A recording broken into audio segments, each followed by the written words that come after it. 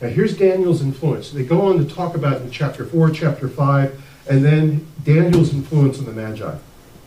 We know that Daniel was a man of God who was totally devoted to worship and to the expression of his faith, because he wound up in the lion's den for it. And there's no question in my mind but that Daniel and the other godly remnant of the diaspora shared their knowledge of the Old Testament and their copies of Scripture with these leaders of Babylon. In fact, there was the final decree by Cyrus came that they could go back to their land, but the majority of Jews stayed in Babylon and intermingled, intermarried. And throughout the remaining time of history, Babylon and Media Persia, there were people of noble families and high-ranking offices who had partly Jewish blood. Consequently, the Magi of the East would have been very familiar with Jewish prophecy, and certainly would have concluded that Daniel had a profound impact on dispensing all of that information into their courts. We have to see something here. That these men were seeking truth. Daniel changed an entire nation because of his stand for faith. Now here's the challenge I want to put to you today. And this might sound like a little hard. There we go. Boy, these piles were not here when I started this morning. All right. How far is it from Yemen to Bethlehem? How far? 1,365.68 miles by camel. Did I mention it's some of the harshest, wickedest terrain on the planet? That's extraordinarily dry. Now, according to the Jewish government, whose site I checked this out,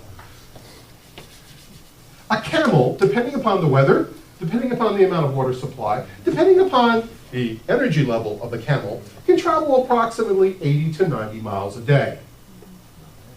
Now, picture an entourage of, say, 100 people on camels, schlepping 1,400 miles through mountainous desert terrain with very little water supply,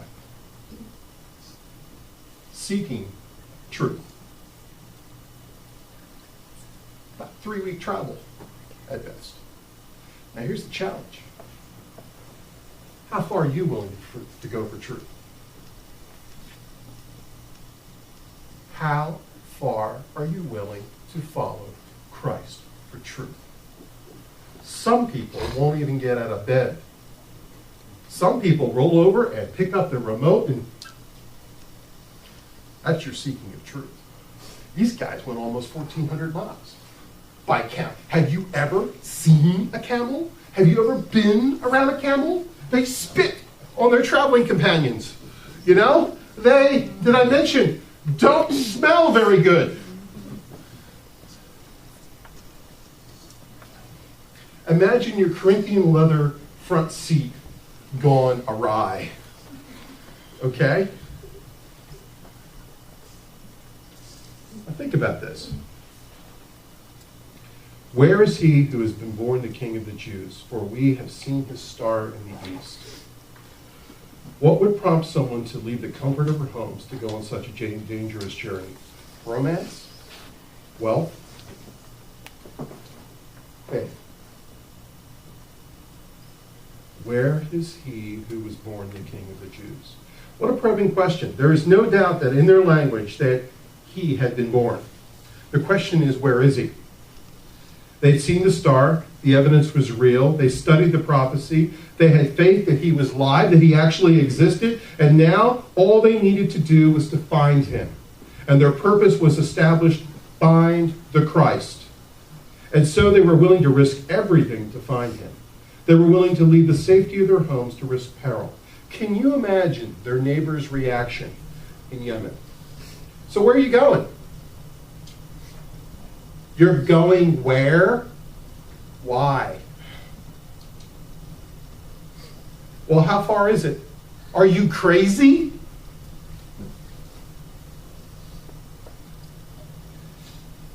You know, they must have said the same things to Abraham when he left his home for the promised land. We know they said the exact same things to Noah when he built the ark.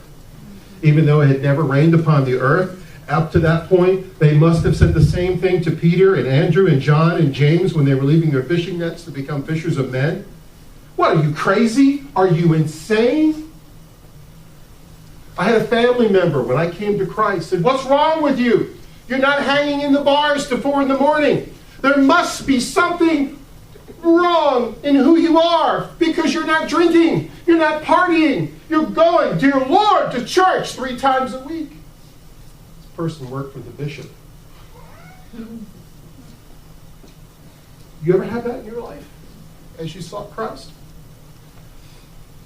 So given this fact, ask yourself, how far would you travel to seek God?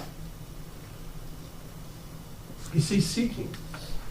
The wise men still seek him, and they seek him by what? Faith. Fact. God's journey is always involving faith. It's impossible to please God apart from faith. And why? Because anyone who wants to approach God must believe that he both exists and that he cares enough to respond to those who seek him. Hebrews 11:6, and without faith it is impossible to please God, because anyone who comes to him must believe that he exists and that he rewards those who earnestly seek him. You know, people of faith have been on a journey since the time of Christ and before. William Carey was a simple shoemaker. One day he heard that millions of people in India who had not heard the good news of Jesus Christ. He believed that this great commission, go into all the world and preach the gospel, was personal. He believed that that verse was actually speaking directly to him. So he volunteered to go to India. What was he told? Young man, sit down. When God wants to convert the heathen, he will do it without your help. But Carey went anyway. Supporting himself for 7 years, he worked without seeing a single convert. But at the end of his life, he saw hundreds of churches and thousands of converts, and today he's known as the father of modern missions. D.L. Moody, a poorly educated retailer. He was the Al Bundy of his generation. He sold shoes. I don't know about you, but I have never known a point in time in history where someone, no, don't take this personally, I mean this in a nice